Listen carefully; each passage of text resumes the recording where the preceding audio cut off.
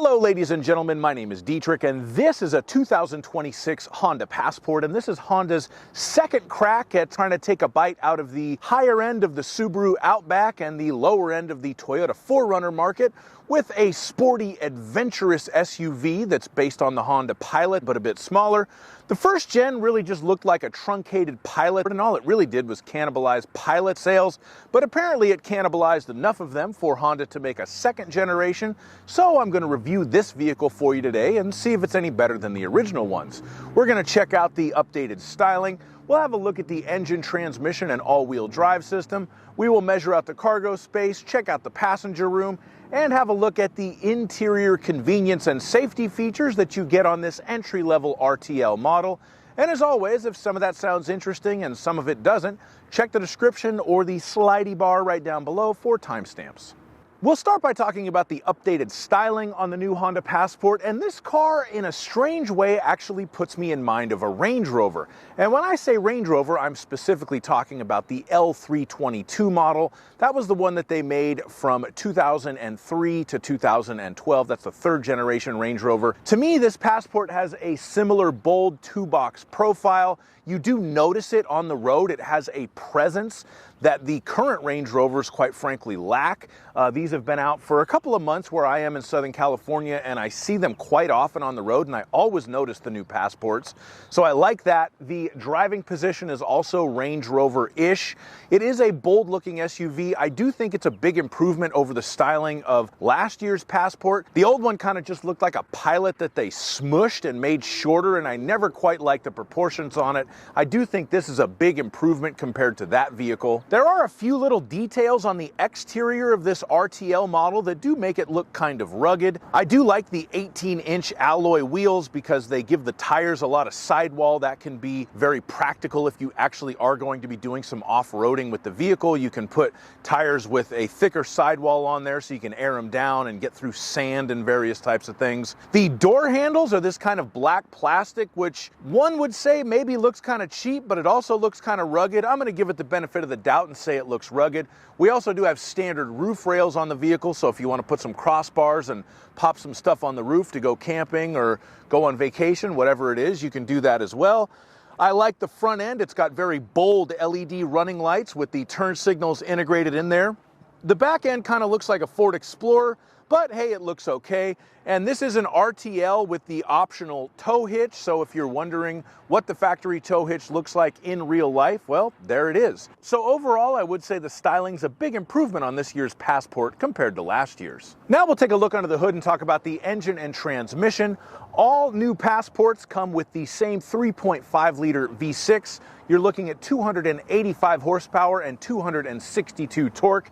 As ever with a Honda V6, the low-end torque is a little bit weak, but they sound great, they rev very nicely, and at the top end of the power band, they are quite strong. Luckily, you also get a standard 10-speed automatic on the new Passports, so you definitely do have enough gears to keep the 3.5-liter V6 in the power band. And all new Passports do come with what Honda calls the iVTM4 all-wheel drive system.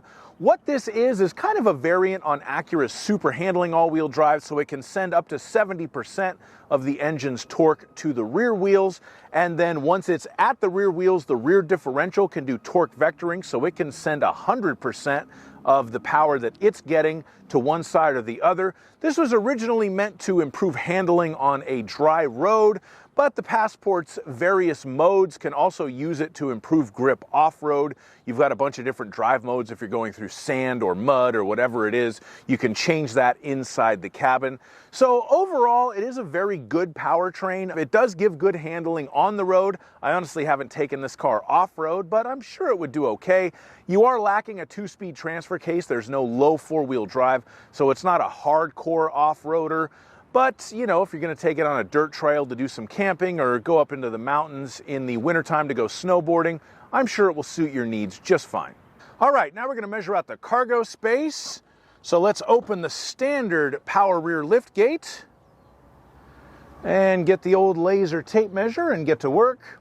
The length of the rear cargo area from the back of the cargo area to the bottom of the back seat is 3 feet and 6 inches. The width of the cargo area at its widest point from there to there at the rear of the cargo area, 5 feet and 1 inch. The width of the cargo area at its narrower point from there to there, 3 feet and 8 inches. The height of the cargo area at its opening, 2 feet and 8 inches. And I will note, I like these little LED lights on the inside of the cargo area to light it up. There's 2 in the ceiling, and that's pretty cool. I like that. The length of the rear cargo area with the second row folded down, 6 feet and 3 inches. So they are kind of going for the Subaru Outback market, because you could probably sleep in the back of this thing. That measurement is to the back of that passenger seat, so it could change a little bit depending on where you have the seat set. And the floor is relatively flat. There's no hump or anything to speak of. So if you are looking for a vehicle to camp in, the Passport may be a good choice. And if you need to lift something into the back of the Passport, you'll need to lift it 2 feet and 10 inches off of the ground. And just for fun, look under the cargo floor and check that out, folks. We have a spare tire. It looks like there's a toolkit underneath it. Oh, we got some Subaru-like graphics of mountains there. Some additional storage space here. Very cool. Very, very good storage area in the back of the Passport. I give that an A. Now we're going to measure out the passenger space, and for this measurement I will use myself. I'm 6'5", so let's see if I can sit behind myself in a new Passport.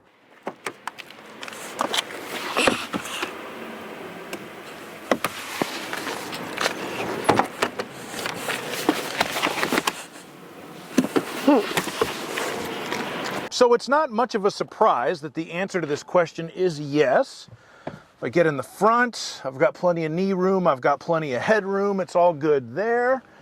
And then if I go ahead and hop in the back,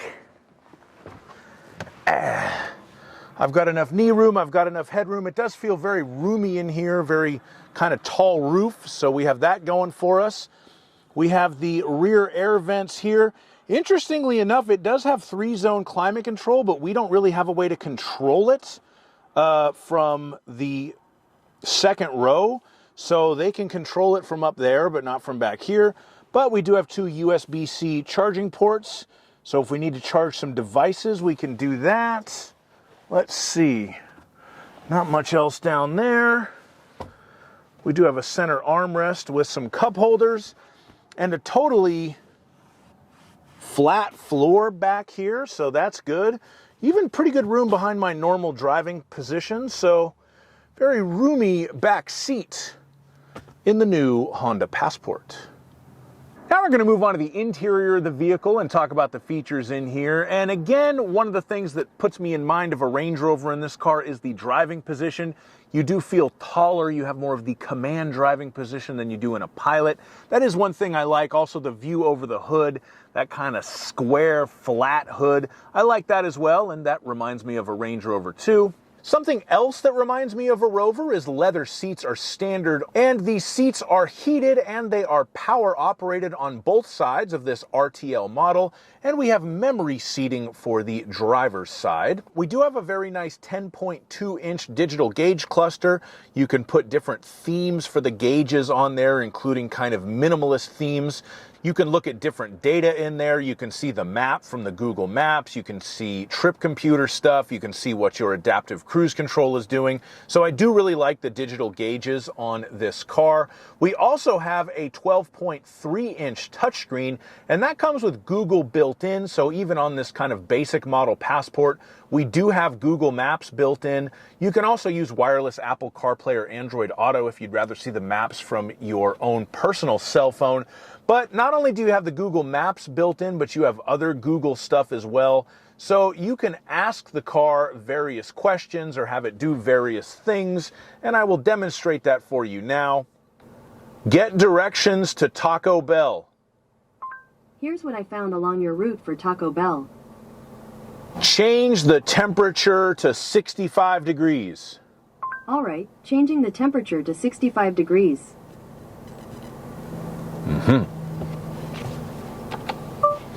I got some warrants out. What should I do about that?